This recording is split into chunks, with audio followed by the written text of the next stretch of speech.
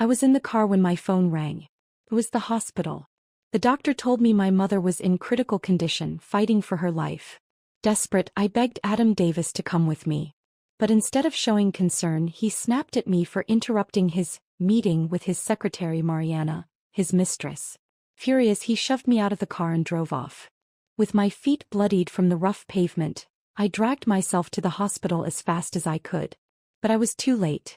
My mother had missed the crucial treatment and I never got to say goodbye.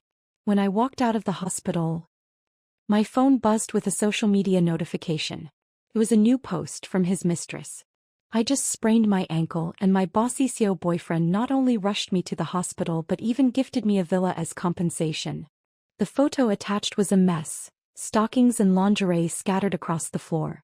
And in the reflection of the window, Adam's bare back was clearly visible. I stared at the screen for a long moment, then quietly canceled the wedding and booked a one-way ticket out of town. No matter how much Adam begged me afterward, I never looked back. The moment I booked my ticket, Adam's call came through. "Michelle, what the hell did you just charge to my credit card?" His voice was sharp, accusatory. "You'd better behave. If you don't stay put like a good girl, you can forget about marrying me." I listened quietly, unmoved. 8 years.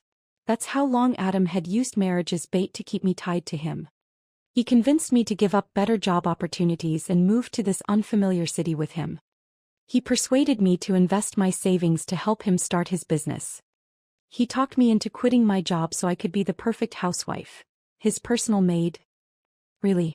And just recently he dangled marriage in front of me again, tricking me into picking out our so-called dream home.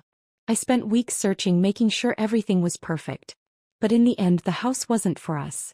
It was a gift. One he generously handed over to Mariana, his mistress, as a token of his affection. $1 million home for her. A $200 plane ticket for me, and suddenly he was outraged. I let out a bitter laugh. "You're right. I don't want to get married anymore. We're done." Silence. Then a cold chuckle. "What kind of game are you playing?" His voice dripped with mockery as he sneered. "And just who do you think has been taking care of you all these years? Without me, who the hell would want you? You're nothing but a used-up toy I got to enjoy for free." His words were knives. Once they would have cut me deep. Once I would have been heartbroken, scared. I would have cried. I would have apologized. But now I felt nothing. Calmly I corrected him. 8 years. We've been together for 8 years. 8 years of my youth. 8 years wasted on a man who never intended to marry me. If my mother's death hadn't woken me up, I might have kept waiting for a promise that was never real. But I finally understood. A man who refused to give me a title for 8 years never truly intended to make me his wife. I hung up. Then I hailed a cab home to pack. Halfway through, I realized how little I actually owned. Adam's suits and shirts filled the closets, neatly pressed, row after row. His armor for every business deal. Every glamorous event. Me. All I had were a few old coats washed so many times the fabric had started to fade. As I stood there lost in thought, the door swung open. Adam stormed in. "What the hell are you spacing out for? Look at this mess. Can't you do anything right?" I clutched the old sweater my mother had knitted for me years ago, and before I could stop myself, tears began to fall. Adam reached out, shoving me lightly, then hesitated when he saw my tears. "Oh, come on. I just said a few things. Do you really have to cry like this?" He sighed, exasperated. "Mariana got hurt at work. As her boss, it's only right that I take care of her." Then he scoffed. "You're about to be my wife. You can't seriously be jealous of one of my employees." Employee? My mind flashed to that torn stocking in the photo. So their workplace was in bed. Disgusted, I stepped away from his touch. Annoyed, he pulled out a credit card and tossed it at my face. "Enough of this," he said impatiently. "Go buy yourself something nice. Consider it my way of making it up to you. And focus on planning the wedding instead of wasting your time on pointless drama." A few hours ago, this very card could have saved my mother's life. Now, like our 8 years together, it was nothing more than worthless trash.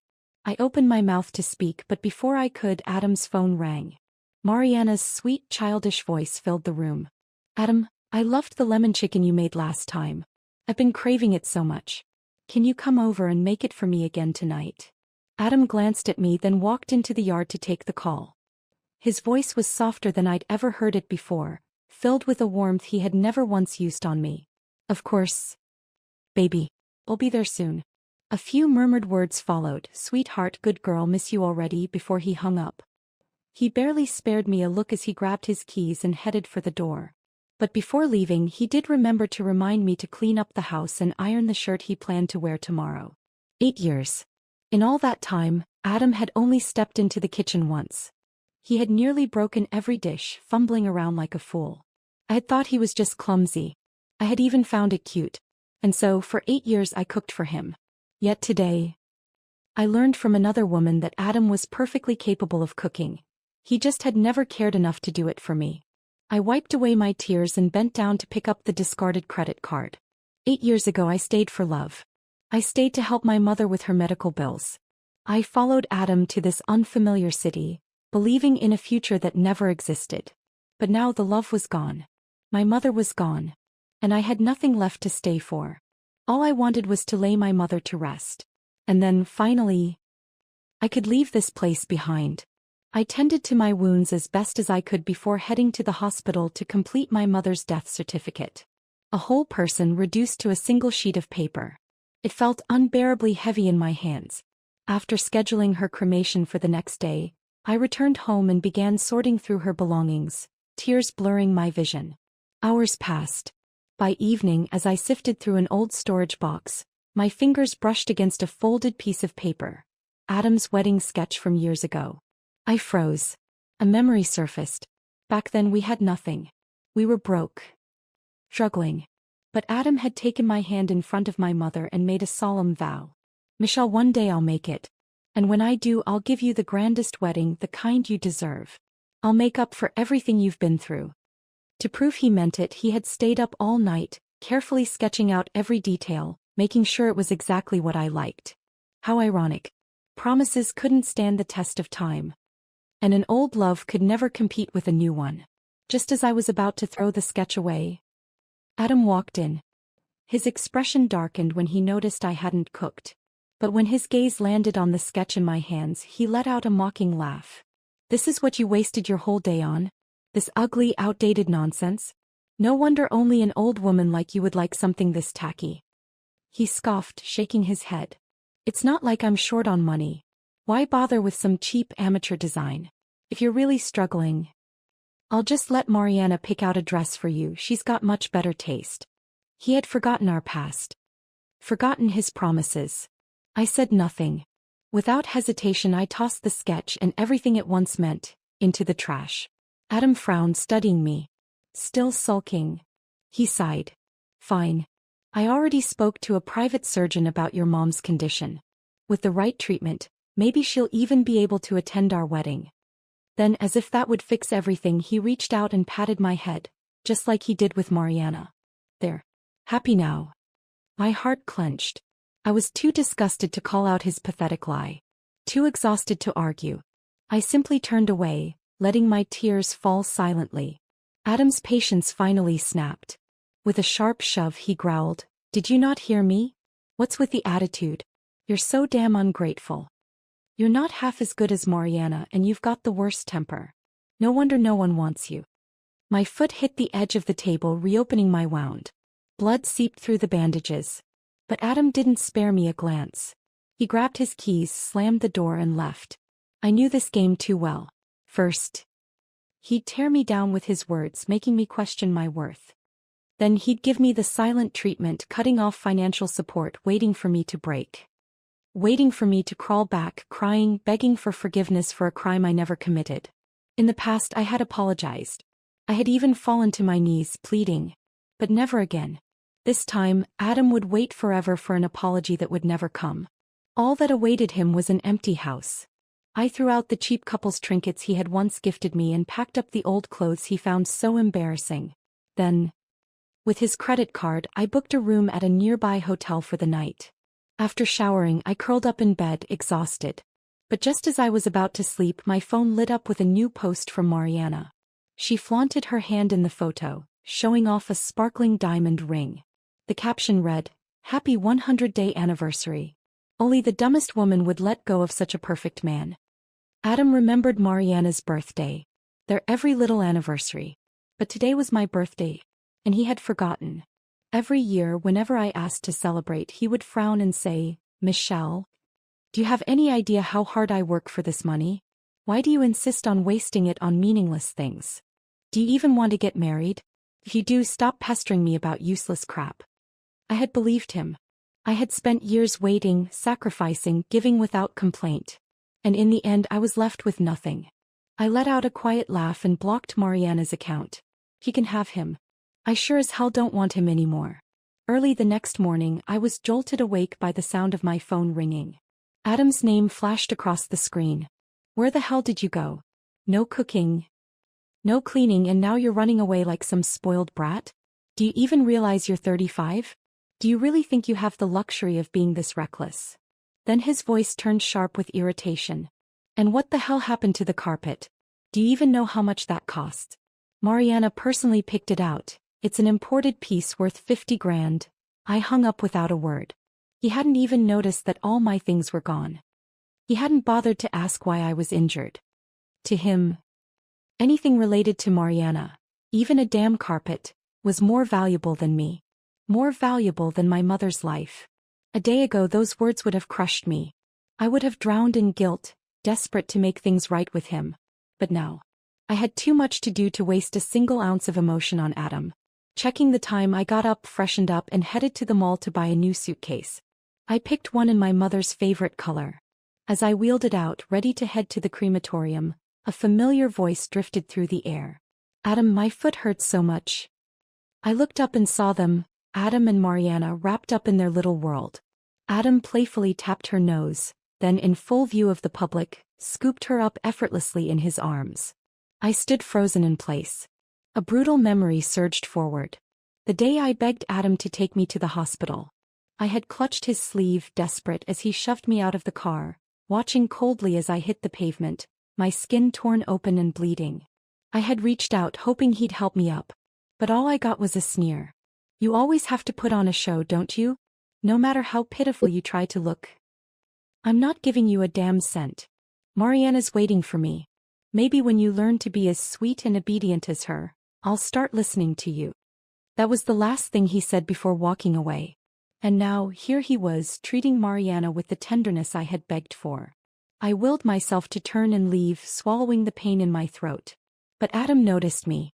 His body stiffened and he hurriedly set Mariana down. Then his eyes flicked to my suitcase. A cold smile curved on his lips. "Michelle, were you following me?" Before I could respond, he let out a snort. His gaze dropping to the suitcase. "Spending money like water, huh? I don't remember approving any honeymoon trips for you. You barely ever leave the house, so what the hell do you even need a suitcase for? Just another excuse to waste my money." But Adam, I had loved traveling. I used to wander through national parks, hiking trails, and scenic towns, enjoying the solitude of the open world. But after I met him, I had no choice but to save every penny, pouring my money into his dreams. And once he finally succeeded, he spent his wealth exploring the world. With Mariana. While I was locked in our home waiting for him to return like some lifeless puppet. I had endured it long enough. Ignoring his anger, I spoke, my voice cold and steady. "I bought it because I wanted to. And in case you forgot, some of your money belongs to me. Including that house you gifted her." His expression twisted. "Wow. You really have no shame, do you?" He grabbed a small wallet from his pocket and threw it at my head. Then he lifted Mariana's wrist, flashing her expensive Birkin bag in my face. "You think I need your money?" He spat. "I just don't waste it on the wrong person. She deserves the best, including that house. I've got a company to run. Mariana helps me with networking and events. She actually contributes something, so I reward her. But you? A lazy, useless parasite? Spending on you is a complete waste." His voice was loud enough to draw attention. Bystanders slowed, whispering, their curious gazes burning into my skin. I pressed my palm against my forehead, wincing at the sharp sting where his wallet had struck me. Adam took my silence as submission. His tone softened, condescending. "Fine. Fine.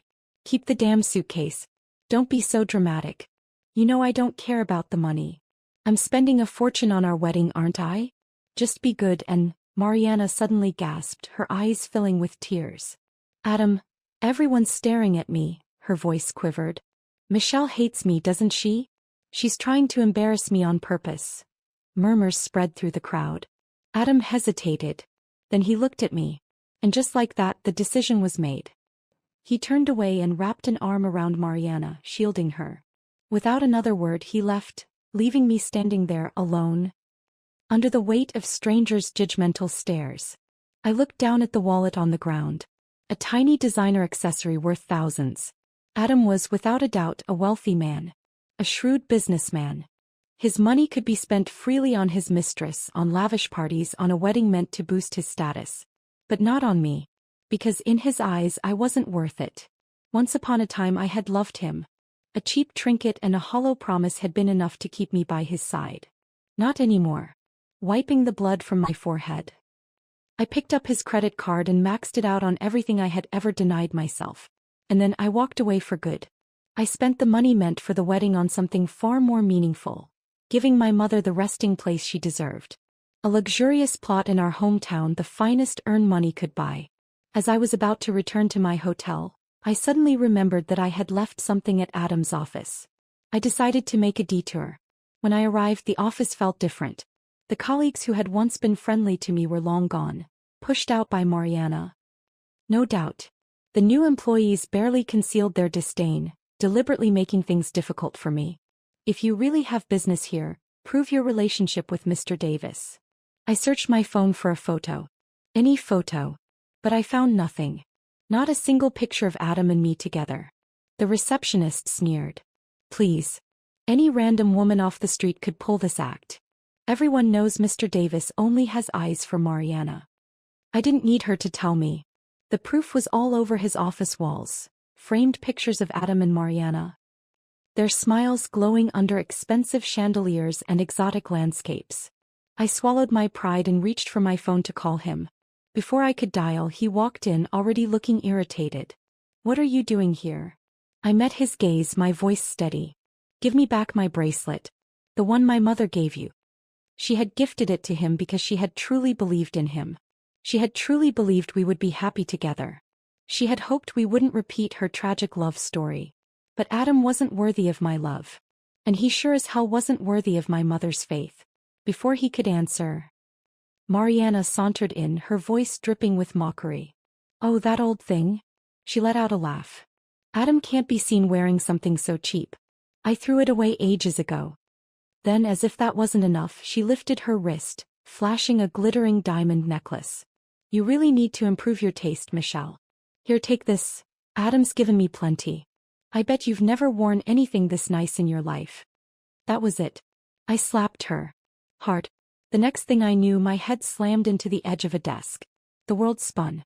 Adam's hand twisted in my hair, yanking me upright like a demon straight from hell. Apologize to Mariana, he hissed. Pain exploded through my scalp, sharp and relentless. My grip loosened. My suitcase toppled over, its contents spilling onto the floor. Before I could react, Mariana's hand shot out, grabbing the urn.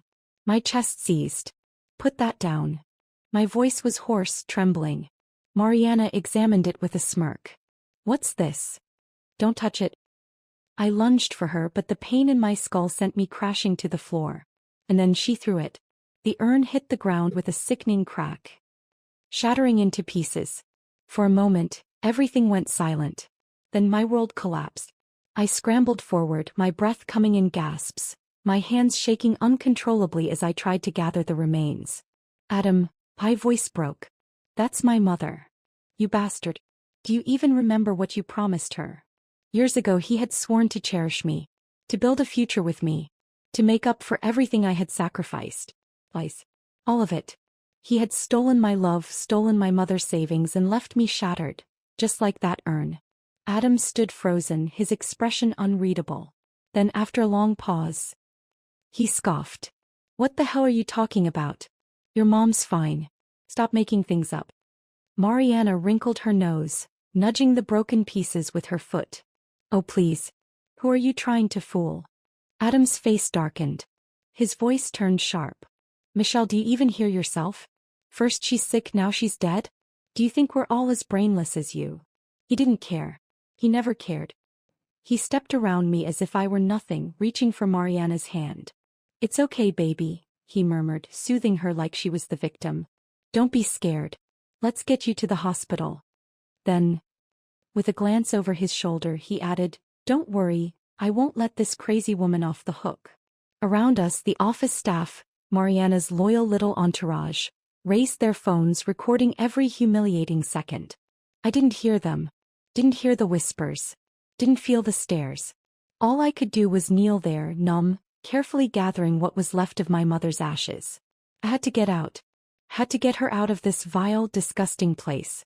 When I finally made it back to the hotel, my body ached, my hands trembling as I placed what remained of my mother back into my suitcase. Then my phone vibrated. It was a message from Adam. We're getting married soon, so I'll let this slide. Just kneel and apologize to Mariana and I won't press charges. Even now he thought I was still desperate to be his wife. Even now he thought I would beg. I blocked his number. Then without a second thought I wiped my tears, took my mother's remains and boarded the next flight home. After a 10-hour flight, the plane landed smoothly. 8 years. It had been 8 years since I last set foot in my hometown. The streets were still familiar, but the person who used to wait for me at home, the one who always had a warm meal ready, my mother, was now nothing more than a handful of ashes. I contacted the cemetery and arranged for her to be laid to rest properly. Then I bought a bouquet of tulips, her favorite, and placed them gently in front of her gravestone. Looking at the familiar smile etched into the cold stone, my tears fell silently. Mom, I'm sorry. I was too foolish. I loved the wrong person. I promise I'll try to forget the past. I'll stay here with you and start over. Adam had been right about one thing. I was desperate for love. Growing up in a fractured home with my parents constantly at odds and my mother's failing health, I had latched onto the smallest bit of kindness Adam gave me. I had mistaken his attention for love, his empty promises for devotion. He had fooled both me and my mother with his carefully crafted mask. But the moment he was certain I had nowhere else to go, he showed his true colors, trampling my love, my trust, my very soul beneath his feet. But he had forgotten. Love runs out. And people leave. For years I had swallowed my pain, buried my grievances and pretended everything was fine, because I didn't want my mother to worry. Now I had nothing left to hold me back. Sitting by her grave I told her everything. About the last few days. About the last few years. Maybe it was the weight of 8 years' worth of suffering. Maybe it was the sheer relief of finally letting it all out. I talked and talked until the sun dipped below the horizon. Until the moonlight bathed me in a pale glow. Only then did I reluctantly say goodbye. When I returned home, dust had settled thickly over every surface. But the house was still standing. And thankfully still livable. I bought a few daily necessities expecting a restless night. But for the first time in years I slept soundly. No Adam to wait up for. No shirts to iron. No endless chores chaining me down, draining the life out of me. By morning, birdsong woke me gently. As I stretched, preparing to clean the house, my phone buzzed. The screen was flooded with messages. All from Adam. Different numbers. Same desperation. Michelle, where the hell are you? Why aren't you home? Where did you put those couple slippers we bought? I can't find them anywhere. You must have brought Mariana home. What is wrong with you lately? Do you still want to get married or not? You're 35, Michelle. Who else would even want you? There are plenty of women lining up to take your place. If you don't show up soon, I'll replace you in a second. Replace me? He had already given our home to Mariana. Even if I had stayed, he would have swapped me out at the altar without a second thought, thinking I was an embarrassment. Then the next message, so, your mom really died? That can't be right. The doctor said that with proper treatment she had a chance to wake up. The moment I read those words, a sharp, searing pain tore through my chest. If Adam hadn't wasted so much time that day, if he had just taken me to the hospital, my mother might still be alive. I gripped my phone tightly, my hands trembling uncontrollably. It wasn't just Adam's fault. It was mine. I had let him control me. I had trusted him. And because of that, my mother had lost her last chance. My knees buckled. I collapsed onto the floor, clutching my mother's photo, and let out a heart-wrenching sob. I cried until my body felt hollow, until the edges of my vision blurred with dizziness. Then a knock at the door. I staggered to my feet, my body weak from the weight of grief. When I opened the door, Adam stood there. He looked like he had rushed over, his clothes slightly disheveled. Exhaustion etched into his face. "Michelle, why did you run off here without telling me? Do you still want to get married or not?" His accusations faltered when he saw my swollen, tear-streaked eyes. Then his gaze shifted past me, to the framed photo of my mother. His brows furrowed slightly. I didn't know your mom had passed away. No wonder you've been acting so different these past few days. He let out a sigh, then pulled out a check. "I've been busy with work. I didn't have time to help you with the funeral. Here. Take this. Get things sorted and come back. We can push the wedding back a few years if that's what you need." I didn't know when Adam had actually found out about my mother's death. I only knew that he was the same as ever. Shameless. Selfish. First he belittled me. Then he tried to pacify me with money, thinking it would be enough to make me crawl back. It had worked for 8 years. But not anymore. I refused to waste another word on him. "We're done. Now get the hell out of my house or I'm calling the police." Adam's expression flickered, shock. Then frustration. "What are you talking about? When did we break up? We were about to get married." I let out a bitter laugh. Fresh tears rolling down my cheeks. He had taken everything from me, and he still had the audacity to believe I would marry him. "We broke up the day you shoved me out of your car. The day my mother died because of you. The day you bought a house for Mariana and moved in with her. That was the day I walked away. And if my mother had lived, if she had somehow survived, I might have forgiven Adam for leaving me bloodied on the street. But she hadn't. She had died while Adam was right there in the hospital. If he had just spared 1 second to listen, if he had just stepped into her room and just looked at her, she might not have missed the crucial window for treatment. But he hadn't. All he cared about was Mariana's sprained ankle. He had completely forgotten about the dying woman on that hospital bed, forgotten about the daughter who had run until her feet bled, desperate for one last goodbye. Even now, just thinking about that day made it hard to breathe. And yet Adam stood there, utterly unaffected. As if nothing had happened. As if he still expected me to go home and cook his meals, iron his shirts, and cater to his every whim. "I never agreed to break up," he snapped. His voice growing agitated. "Your mother's death has nothing to do with our relationship. She's in heaven now, Michelle. Don't you think she would want you to find a good husband? A good future?" I let out a cold laugh. "You're delusional." Adam's jaw clenched. He took a step toward me, his fists curling at his sides. "You'd better watch yourself." I moved first. Snatching the nearest vase from the table, I hurled it at him. It barely missed, shattering against the ground at his feet. Water splashed up, soaking his expensive suit. For a moment Adam just stood there, blinking as the cold water dripped down his face. Then he sighed. Slowly he wiped his face, and when he spoke again his voice was eerily calm. "Fine. I'll let this slide. You just lost your mother. You're emotional. I get it. But Michelle, listen to me." His tone shifted, coaxing. "My parents love you. Since your mom is gone, why don't you treat them as your own? They'll take care of you just like a real daughter." I froze. Then rage burned through me like wildfire. "You shut up." I grabbed a broom and swung at him, fury and grief breaking through all my restraint. Tears streamed down my face, but I no longer cared. I wanted him to see them. I wanted him to see the devastation he had caused. Glaring at him, I hissed, "Do you really not remember how your parents treated me?" Adam avoided my gaze, his eyes darting away, unwilling to answer. But I knew he remembered.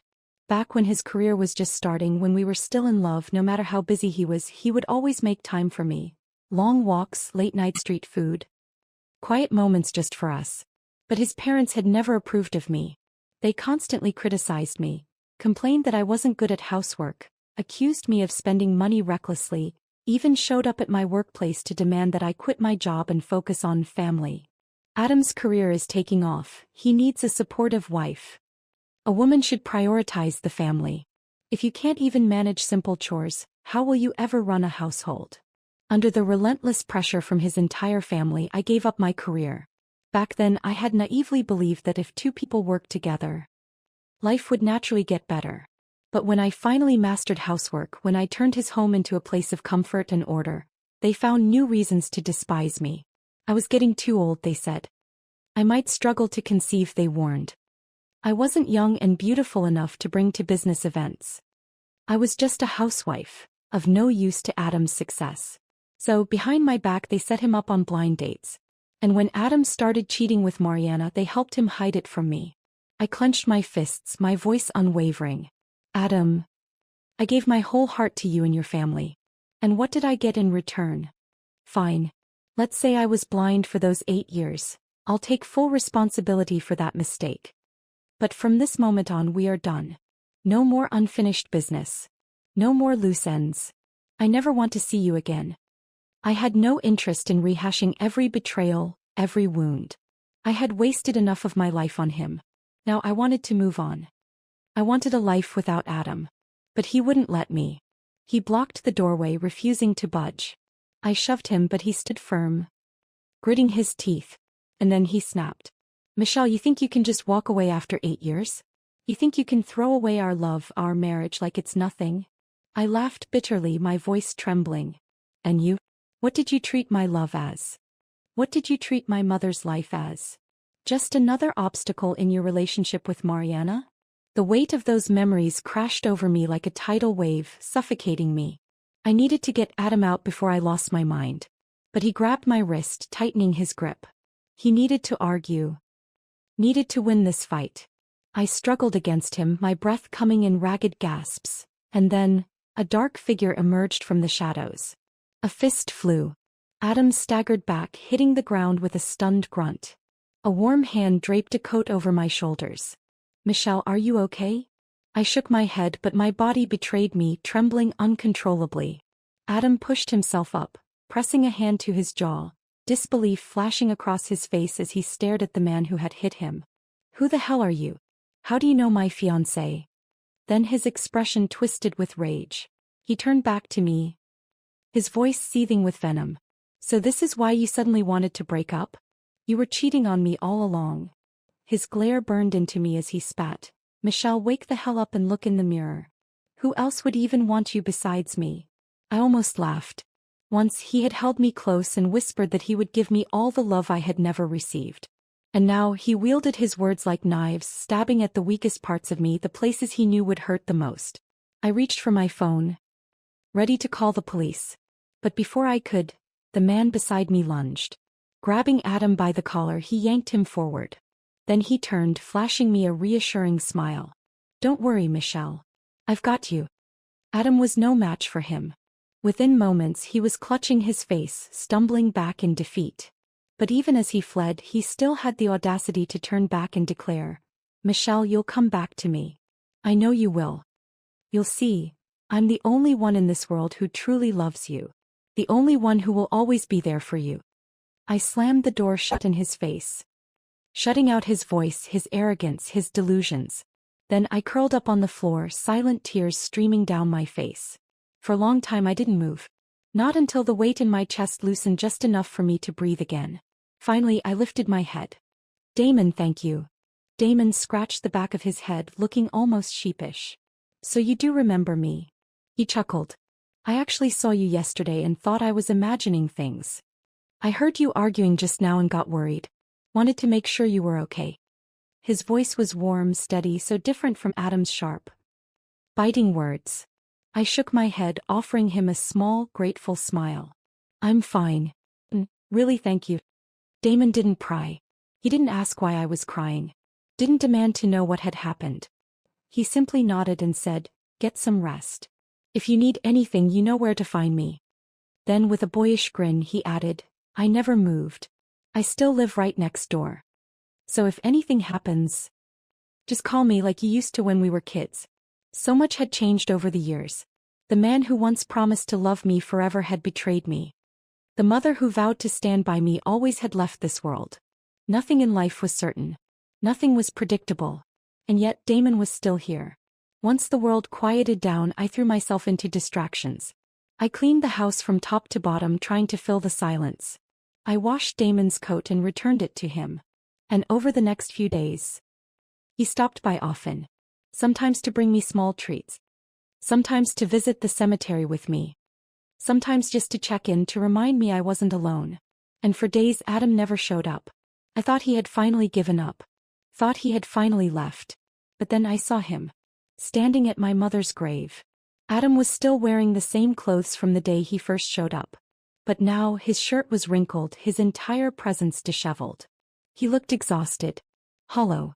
Michelle. His voice was hoarse, his lips curling into a weak, miserable excuse for a smile. I've been trying to see you, to talk to you. But that damn neighbor of yours has been guarding you like a watchdog, never letting me near. There's nothing left for us to say. I didn't even feel hatred anymore. Wasting a single second of my time or energy on him wasn't worth it. I had expected him to lash out again, to spew the same cruel, cutting words. But this time he just stood there in silence for a long moment, then slowly lowered his head. Tears fell. Michelle. I don't know how things got this bad. I never thought you'd really leave me. These past few days, Mariana's been pressuring me to go back to work, but I just can't. I keep thinking, if I go back, if I walk away now, I'll lose you forever. And 8 years, Michelle. 8 years, I just can't let go. What did those 8 years mean? They meant nothing to him when Mariana pouted and batted her lashes. They meant nothing when he threw me out of his car. They weren't worth a second of his concern when my mother lay dying. He wasn't devastated because he had lost me. He was devastated because he had lost a maid who gave everything to him and asked for nothing in return. Disgusted, I shoved him aside and wiped my mother's gravestone clean. You don't belong here. Neither I nor my mother ever want to see you again. Adam didn't resist. He let me push him, let me shove him aside. But the moment I got close enough, he lunged, pulling me into a desperate embrace. I'll fire Mariana. Is that what you want? She won't ever come near us again. The ring, I brought it with me. I always planned to marry you, Michelle. It was never a lie. The things I said, I meant them. I love you. I ripped myself out of his grasp and slapped him across the face. Hard. He instinctively reached up, pressing a hand to his cheek. Something slipped from his fingers, a diamond ring, tumbling through the dirt until it landed at my mother's grave. I froze. Then my stomach churned with nausea. I had seen this ring before. It was the same one Mariana had flaunted on social media. The same ring she had worn when she gushed about her 100-day anniversary with Adam. A wave of revulsion crashed over me. I kicked the ring away as if it were filth. Adam, get the hell away from me. His eyes flickered with desperation. But I didn't let him speak. Just looking at you makes my skin crawl. The thought of you makes me sick. I would rather die than be with you again. If you ever show your face in front of me one more time, I swear. I grabbed a rock from the ground and hurled it at him with everything I had. This time I didn't hesitate. And this time, Adam didn't dodge. Blood dripped from Adam's forehead, staining his face as he stood there, motionless. Tears mixed with blood falling silently to the ground. He looked utterly lost, as if he couldn't comprehend what was happening. You really hate me this much? His voice trembled. I thought, after 8 years you'd still care. That you wouldn't be able to let go. That you'd come back to me eventually. But you... He swallowed hard, his eyes pleading. You really feel nothing for me? The beautiful memories Adam spoke of, they weren't beautiful. Not for me. Every moment of comfort he enjoyed came at my expense. The emergency funds that saved his failing business.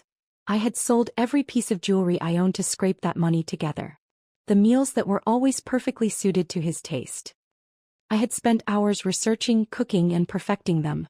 The spotless floors, the freshly pressed suits, the organized home. They didn't magically maintain themselves. And Mariana would never do for him what I did. What Adam truly missed wasn't me. It was my labor. My sacrifice. My silent, unwavering devotion. And after 8 years of giving him everything, what had I gotten in return? Nothing. Not even dignity. I had spent my entire youth learning the truth about Adam's selfish, hollow love. And even though I had nothing left, even though I was starting from zero, I still wouldn't go back to him. Because now I had one thing I had never had before: freedom. I would use every ounce of my strength to build a new life. A life where Adam did not exist. Adam must have realized it too. He fell silent. For a long time he sat there, head buried in his hands, silent tears streaming down his face. Then at last he spoke. "I'm sorry." His voice cracked. I never knew how much you suffered. I took your love for granted. Took you for granted. I never stopped to think about what you had to give up for me, what I made you sacrifice." Then he lifted his head again, eyes raw with desperation. "Michelle. Please. Just one more chance. One last chance. I swear to God I will make it up to you. I will never let you carry the weight of our life alone again. I will love you the way I should have from the start." There was a time when I would have believed those words. A time when his promises would have shaken my heart. But now they were just noise. I let out a quiet, empty laugh. If promises meant anything, my mother would still be alive. If promises meant anything, we would have never ended up here. Then I met his gaze one last time, my voice firm. "Adam. Stop lying to yourself. If the roles were reversed, you would have left me long ago." Without another word I turned away. Damon had been waiting nearby, silent in the shadows. Without hesitation I walked toward him. Toward the only person in this moment who truly cared whether I was okay. Together we left without looking back. Adam's broken sobs echoed through the cemetery. But this place had seen too much grief, too much regret. No one spared him a second glance. Later, I found out that Damon had gone to see Adam one last time. I never asked what was said between them. All I knew was that after that night, Adam never appeared in my life again. I did, however, receive a few desperate calls from Mariana. She cried about how Adam had become a mess, drunk, miserable, losing his grip on his company. She sobbed that he had taken back everything he had given her. The house. The gifts. Everything. Yes, the house was now mine. Adam had transferred it over to me, but I never accepted it. Mariana. She was left with nothing. Her reputation was ruined.